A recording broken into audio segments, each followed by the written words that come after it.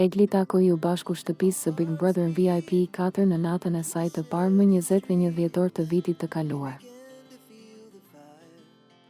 Më pas ajo u largua për shkak të gjendjes së saj shëndetësore, kur kishte kaluar pjesën më të madhe të izolimit. Por u rikthye sërish më e fortë në lojë.